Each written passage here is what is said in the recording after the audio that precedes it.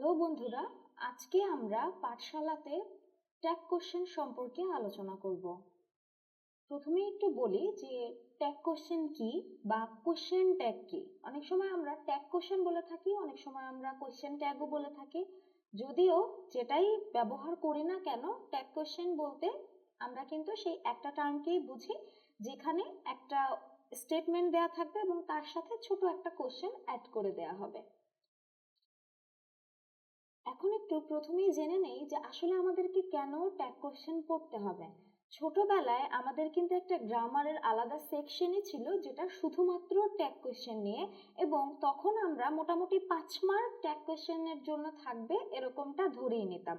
কিন্তু এখন আমাদের যেটা হয় যে অধিকাংশ কম্পিটিটিভ এক্সামে ট্যাগ কোশ্চেন থেকে হয়তোবা সেভাবে 5 মার্কের কোশ্চেন না হলেও 1 থেকে 2 মার্কের কোশ্চেন আমরা সাধারণত পেয়েই থাকি।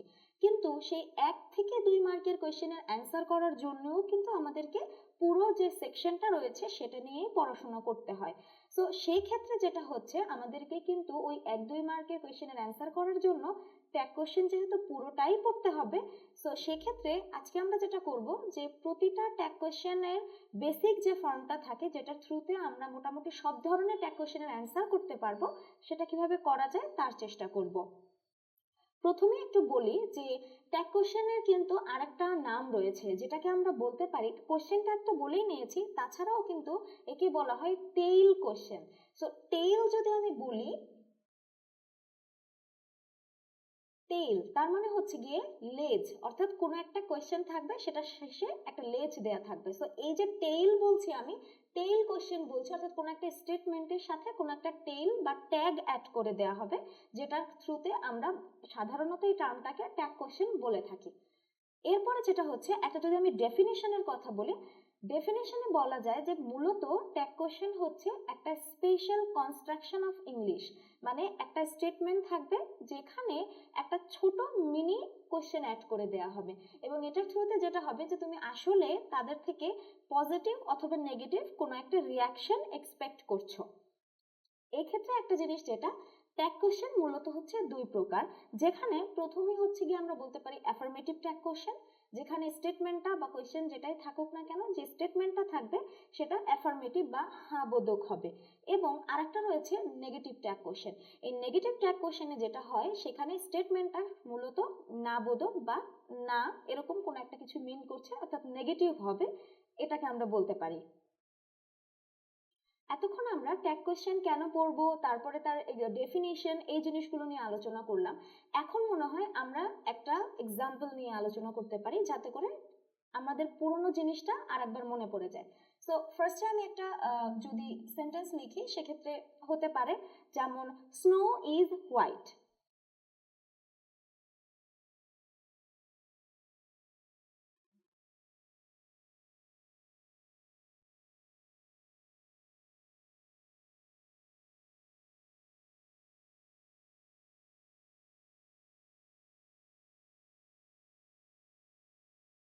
এটা যদি খেয়াল করে দেখো, আমি কিন্তু এখানে লিখেছি স্নো ইজ হোয়াইট।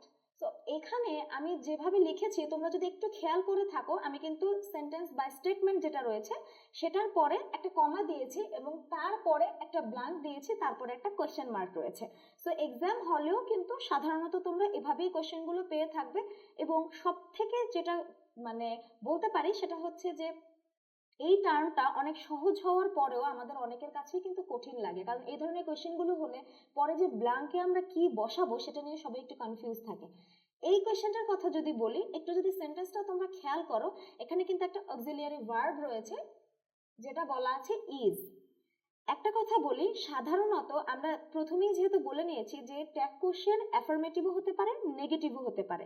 দেখো এখানে যে স্টেটমেন্টটা দেয়া রয়েছে সেটা কিন্তু একটা অ্যাফার্মেটিভ স্টেটমেন্ট।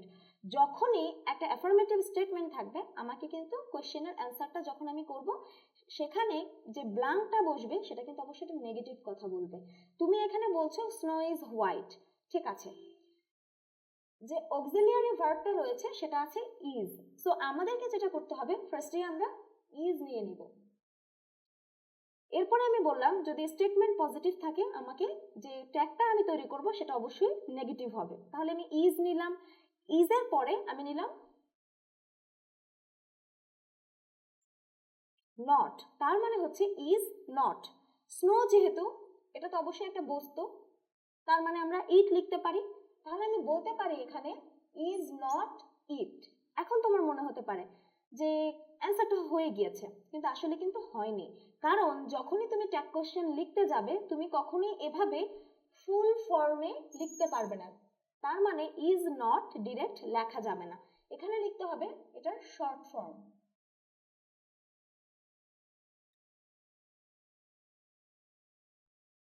তার মানে আমি ইজ নট এটাকে যদি একটু সংক্ষেপে বলি তাহলে আমি বলতে পারছি ইজন্ট, এবং তারপরে যেহেতু স্নোর কথা বলছি ইট, সেটা কিন্তু ঠিকই থাকছে। সো এভাবেই কিন্তু সাধারণত আমাদের এক্সাম হলে কোশ্চেনগুলো থাকবে, এবং তোমাদেরকে এই এক্সাম্পলটি আমি যেভাবে বোঝালাম এভাবে যদি একটু চেষ্টা করো আশা করছি একটু হলেও সহজ হয়েছে। এতক্ষণ আমরা যেহেতু এক্সাম্পল নিয়ে আলোচনা করলাম, এখন আমরা মেইন আলোচনায় যাব, যেখানে আমরা কিছু রুলস ফলো করব, এবং সেই রুলসগুলো ফলো করলে যেটা হবে এক্সাম হলে যখনই তোমরা ট্যাগ কোয়েশ্চেন রিলেটেড মানে কোয়েশ্চেনগুলো পাবে তোমাদেরকে অনেক চিন্তা ভাবনা করতে হবে না, কারণ বেসিক কিছু রুলস ফলো করলে আমরা খুব ইজিলি এই কোয়েশ্চেনগুলোর অ্যান্সার করতে পারি। প্রথম যে কোয়েশ্চেনটা আমি বললাম তোমাদেরকে আগের এক্সাম্পলেও কিন্তু আমি বলেছি যে স্টেটমেন্ট যদি পজিটিভ থাকে তোমাদেরকে কিন্তু যখন ট্যাগটি তৈরি করবে অর্থাৎ লাস্টের যে মিনি কোয়েশ্চেনটি তৈরি করবে সেটা কিন্তু অবশ্যই নেগেটিভ হবে। ঠিক সেই একইভাবে যদি তোমার স্টেটমেন্টটি নেগেটিভ থাকে তোমাকে কিন্তু ট্যাগটা তৈরি করতে হবে পজিটিভ ভাবে। যেমন আগের যে এক্সাম্পলটা আমি দিয়েছিলাম তোমরা এখানে দেখতে পাচ্ছ যে স্নো ইজ হোয়াইট, আমার এখানে যদি স্টেটমেন্টটা নেগেটিভ থাকতো যে স্নো ইজ নট হোয়াইট অথবা snow is not black, so যদি সেরকম থাকতো তখন কিন্তু আমার ট্যাগ কোশ্চেনে আমি যে লিখেছি ইজ নট ইট বা ইজন্ট ইট সেটা কিন্তু সলভ হয়ে যেত, মানে আমি তখন অ্যান্সারটা চেঞ্জ করে লিখতাম ইজ ইট। মানে আমি একটু লিখে দেখাচ্ছি,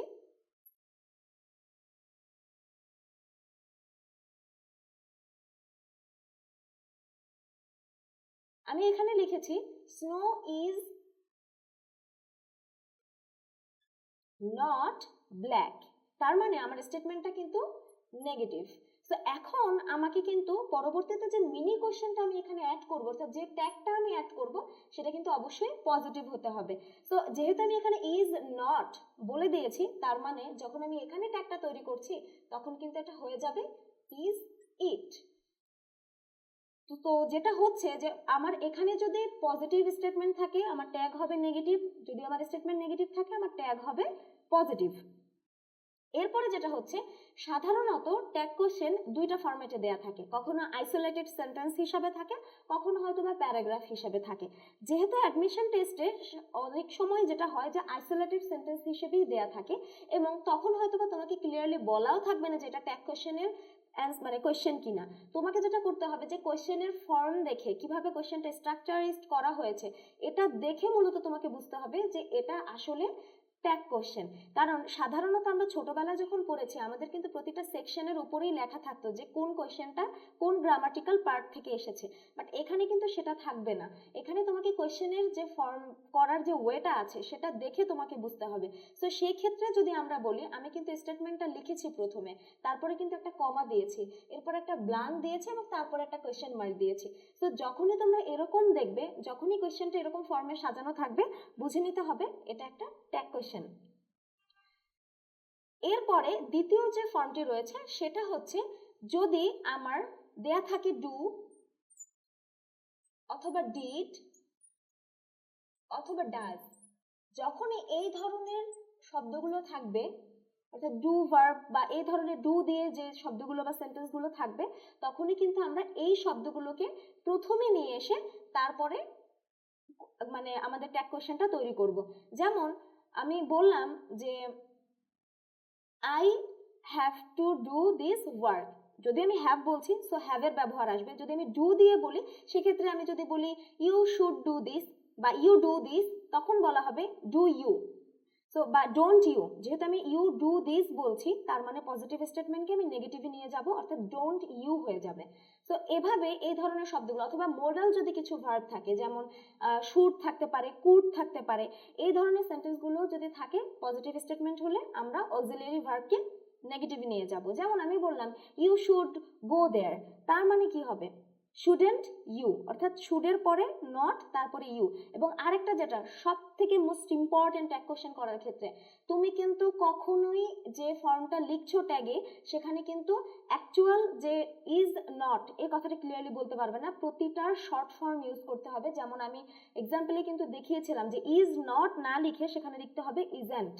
সো আমরা যেটা করব যে আমরা যে তোমাদেরকে নোটটা দিচ্ছি সেখানে কিন্তু প্রতিটা ওয়ার্ডের যে যখন তুমি ট্যাগটা করছো সেটা নেগেটিভ ফর্ম বা শর্ট ফর্মটা আসলে কি হচ্ছে আমরা সেটাও তোমাদের সুবিধার্থে দিয়ে দিব। এরপরে আরেকটা যেটা রুলস হচ্ছে যে যখনই তোমার কোনো একটা নাউন দিয়ে সেন্টেন্সটা তৈরি হচ্ছে বা যেই নাউনটা ব্যবহার করে তোমার সেন্টেন্সটা তৈরি হচ্ছে সেটার কিন্তু প্রোনাউনের যে ফর্মটা সেটা কিন্তু ট্যাগ কোশ্চেনের শেষে লিখতে হবে। যেমন আমি এখানে বললাম যে স্নো ইজ হোয়াইট, আমি সেই প্রথম এক্সাম্পলটা দিয়েই তোমাদেরকে আবারও বোঝানোর চেষ্টা করব। যেমন আমি এখানে বলছি যে স্নো ইজ হোয়াইট, আমি কিন্তু ওখানে ইজের কারণে ইজেন্ট বসিয়ে দিয়েছি, কিন্তু তারপরে কিন্তু আমি লিখেছি ইট। দেখতে পাচ্ছ আমি এখানে কিন্তু ইট লিখেছি।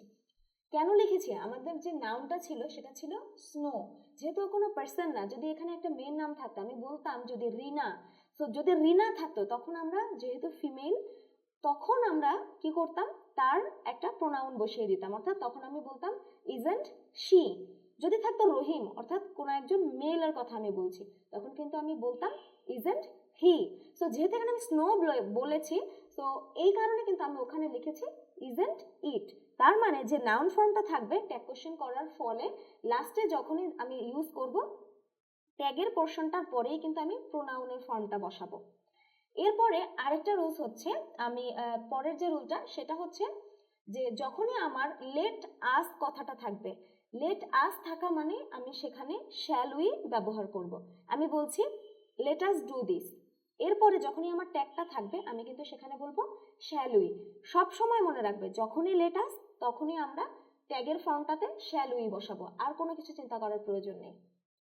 পরবর্তী নিয়মটি হচ্ছে যখনই আমি ওয়ান থাকবে যে ওয়ান শুড ডু দিস, যখন এরকম ওয়ান সম্পর্কিত কোনো একটা সেন্টেন্স, ওয়ান দিয়ে কোনো একটা সেন্টেন্স তৈরি হবে তোমাকে কিন্তু ট্যাগ করার ফলে লাস্টে গিয়ে সেই ওয়ানে থাকবে, ওয়ানকে কিন্তু আর কোনো ধরনের চেঞ্জ তুমি করতে পারবে না, অর্থাৎ ওয়ানের প্রোনাউন ফর্মটাও ওয়ানই থাকবে। তারপরে যেটা হচ্ছে যে যেমন যদি কোনো মোডাল ভার্ব থাকে তুমি কিন্তু মোডাল ভার্বটাই বসাবে। এরপরে হচ্ছে যদি কখনো নোবডি, সামবডি, এনিবডি এ ধরনের কোনো সেন্টেন্স দিয়ে যদি তৈরি হয় তখনও কিন্তু আমরা ওয়ান, যদি এ ধরনের তৈরি হয় সেক্ষেত্রেও আমরা ওয়ান বসাবো। যেমন নোবডি, এনিবডি এই ধরনের সেন্টেন্সগুলো যদি থাকে তখন আমরা ওয়ান বলবো। এরপরে যে রুলটা হচ্ছে যদি কখনো থাকে এরকম যে আমি জাস্ট বললাম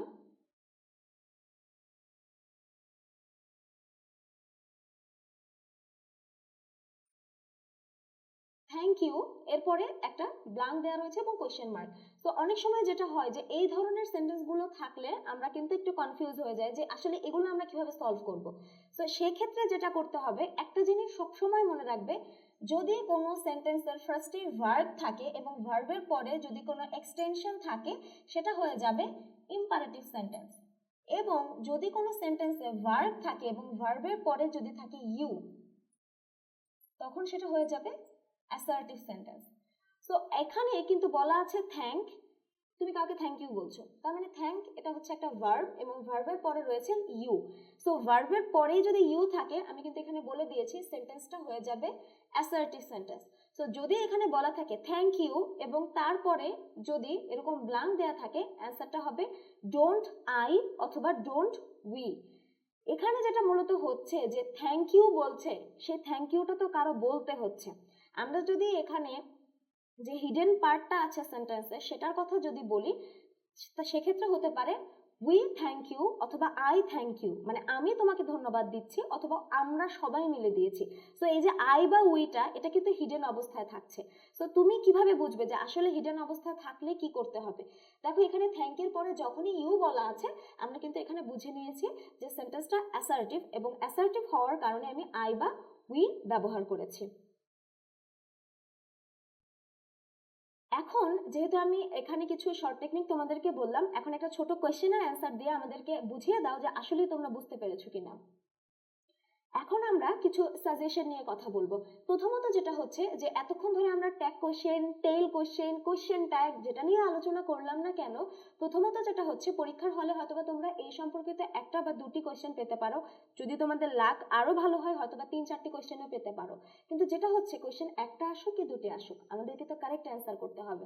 সো কারেক্ট অ্যান্সার করার জন্য যেটা করতে হবে যে এই যে কিছু আমি স্পেশাল রুলসের কথা বললাম বা বেসিক রুলসও যদি আমি বলি, যেগুলো বললাম এই জিনিসগুলো যদি তোমরা একটু প্রতিদিন প্র্যাকটিস করো, নিজেরা যদি একটু মনে রাখার চেষ্টা করো, আমার মনে হয় ট্যাগ কোশ্চেনের অ্যান্সার করা অনেক বেশি সহজ। কারণ গ্রামারের অন্যান্য যে পার্টগুলো আছে যেখানে আমাদের অনেক বেশি এফোর্ট দিতে হচ্ছে, তার থেকে কিন্তু ট্যাগ কোশ্চেনের এই বেসিক কিছু জিনিস যদি আমরা মনে রাখি, সেক্ষেত্রে কিন্তু আমাদের জন্য অনেক বেশি সহজ হতে পারে।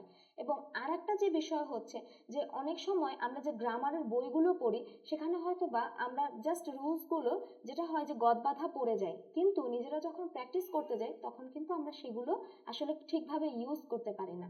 তো এই ক্ষেত্রে যেটা হচ্ছে আমরা তোমাদের জন্য একটা নোটস দিয়ে দিব এবং সেখানে আমরা এই প্রতিটা ট্যাগ কোশ্চেনের যে স্পেশাল রুলসগুলো আজকে ভিডিওতে বলেছি সেগুলো আমরা ওখানেও ইনক্লুড করে দিব। কিছু স্পেসিফিক রুলস থাকবে এবং তার সাথে যে শর্ট ফর্মগুলো সেগুলো দিয়ে দিব। এবং তোমরা এই জিনিসগুলো ব্যবহার করার ফলে মানে নিজেরা যখন ইউজ করছো, এর ফলে তোমাদের প্রিপারেশন কিরকম হচ্ছে সেটা কিন্তু তোমরা কুইজের থ্রুতেও যাচাই করে নিতে পারছো। আশা করছি সবার কাছে ট্যাগ কোশ্চেনের যে সেকশনটি ছিল সেটি আগের থেকে একটু বেশি হলেও সহজ হয়ে গিয়েছে। সকলকে ধন্যবাদ।